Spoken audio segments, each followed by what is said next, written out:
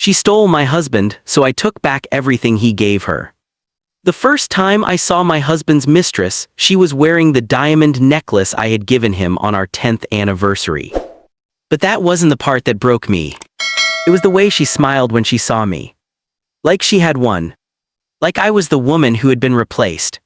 What she didn't know was that the necklace wasn't the only thing my husband had given her. And before the night was over, I was going to take all of it back. My name is Claire. And for 12 years, I thought I had the kind of marriage people secretly envied.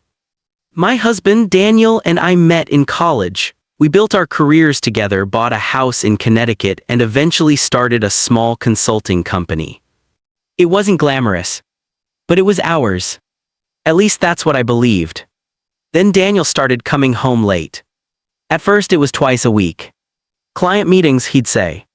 Then came the business trips. Then the password changes. Then the phone that never left his hand. I didn't immediately suspect cheating. I suspected stress. I actually felt guilty for questioning him. One night I asked Daniel, "Are we okay?" He didn't even look up from his phone. "Of course we're okay. Because you feel different." He finally looked at me. "I'm working, Claire, that's all." I wanted to believe him. So I did. Until one Friday afternoon, I received an email from our bank. There was a large transfer from our joint investment account. $18,500. I stared at the screen. Daniel had never mentioned it. When he came home that evening, I asked him about it. He froze for half a second. Then he smiled. "Business expense."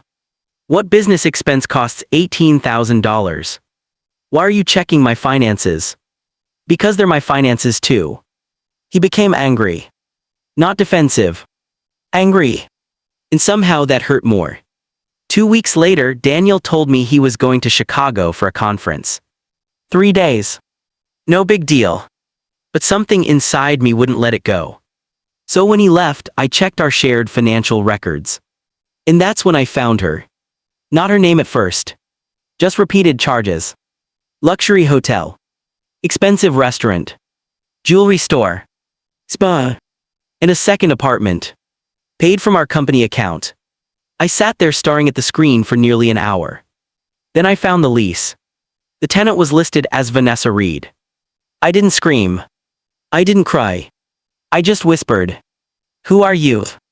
That night I searched her name. Vanessa was 32. Daniel was 41. She worked in the same industry. And there were photos. Dinner. Vacations. A charity event. Then I saw the one that made everything painfully clear. Daniel was standing behind her with his arm around her waist. And Vanessa was wearing my necklace. The diamond necklace. The one I had given Daniel on our 10th anniversary. The necklace he'd told me he'd lost. I remember laughing. Not because it was funny. Because sometimes your brain doesn't know what else to do. Daniel hadn't lost it. He had given it to her. The next morning, I made a decision. I wasn't going to confront him yet. I wasn't going to throw his clothes onto the lawn. And I wasn't going to beg him to choose me. Instead, I called my attorney. Her name was Rachel. I'd known her for years through our business. When I showed her the financial records, she became very quiet. Then she said, "Claire, this isn't just an affair." "What do you mean?" "Some of these payments came from company funds." So if he was using company money to support another relationship, we need to find out exactly how much. That conversation changed everything. Over the next 2 weeks, Rachel and I went through every account. And the truth was worse than I imagined. Daniel hadn't spent $18,000 on Vanessa. He'd spent over $74,000. Rent. Travel. Jewelry. Restaurants. Designer clothes. Even a car payment. And then we found something else. Daniel had transferred part of our investment portfolio into a new business account. An account I knew nothing about. Rachel looked at me. "He's preparing for something." I already knew what. He was preparing to leave me. But Daniel didn't know one thing. I had spent 12 years helping build the company he was trying to protect. And because of the way our original business agreement was written, he couldn't simply walk away with everything. So I waited. 3 days later, Daniel came home. He walked through the door carrying flowers. Flowers? After everything. Hey, he said. I smiled. Hey. He kissed my forehead. Then he said, I've been thinking. My heart almost stopped. I think we need some space. I looked at him. Space? Yeah, things haven't been right for a while. I almost laughed. You mean you haven't been right? His face changed.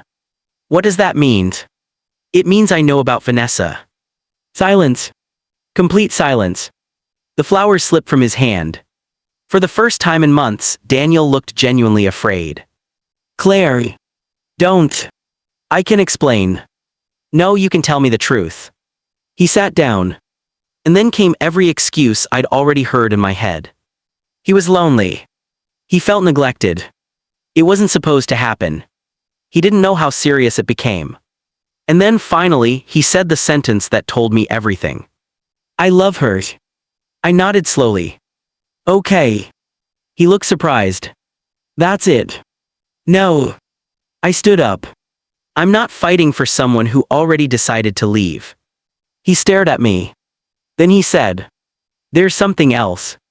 Of course there was. He told me he wanted to keep the house. He wanted the company.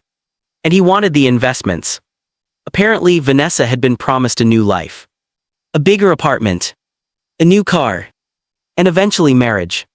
He had already planned our replacement. I looked at him and said, you should call Vanessa. Why? Tell her you're taking her out to dinner tonight. He looked confused. But he did.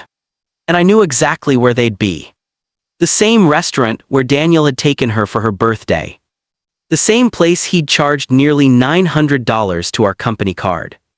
I arrived 30 minutes later. Not alone. Rachel was with me. And when I walked inside, Daniel's face went white. Vanessa turned around. She was wearing my necklace. Again. I walked toward the table. She looked at me and smiled nervously. So you're Claire. I looked at the necklace. Then at her. Apparently. Daniel stood up. Claire, this isn't necessary. Oh, I think it is. I placed a folder on the table. Vanessa looked at it. What's that? Everything Daniel bought you. Her smile disappeared. The apartment. The car payments. The jewelry. The vacations. All of it. Daniel whispered. Claire. I turned toward him. You said you wanted a new life. He said nothing. So have it. I looked at Vanessa. But there's a problem. She swallowed. What problems? Almost everything you received was paid for with money that wasn't Daniel's alone. Her face changed. Rachel opened the folder. Which means some of those assets are subject to recovery. Vanessa looked at Daniel. You told me everything was yours. Daniel couldn't answer. That was the moment she realized she'd been lied to too. I removed the necklace from her hand. She instinctively touched it. You can't take that. I smiled. Actually, I can. Rachel had already documented the purchase. It had been bought with our joint funds. And legally, it was part of the marital property we were accounting for. I looked at Daniel one last time. You wanted to give her everything. I picked up my purse. So I took everything back. The divorce took months. It wasn't easy. There were lawyers. Arguments. Financial investigations. And plenty of nights when I wondered if destroying the marriage had been worth it. But eventually the truth came out. Daniel had misused company funds. The assets were divided. The house was sold. And the business. Rachel helped me restructure it. I bought Daniel out. He left with far less than he'd expected. Vanessa left him before the divorce was even finalized. Apparently, she hadn't fallen in love with Daniel. She'd fallen in love with the life he promised her. And when the money disappeared, so did she. Months later, I ran into Daniel at a coffee shop. He looked older.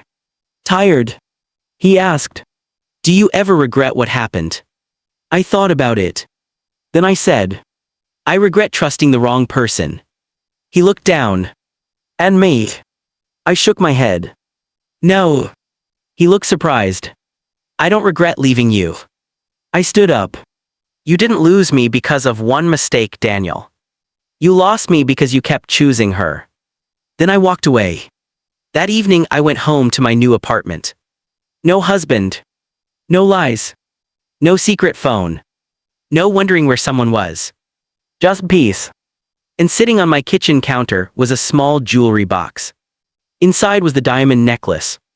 The same necklace Daniel had given Vanessa. I looked at it for a long time. Then I closed the box. I didn't wear it. I didn't need to. Because I had finally learned something I'd forgotten during 12 years of marriage.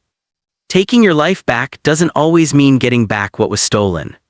Sometimes it means realizing you were never supposed to live with someone who thought you were replaceable. And that night, for the first time in years, I slept peacefully.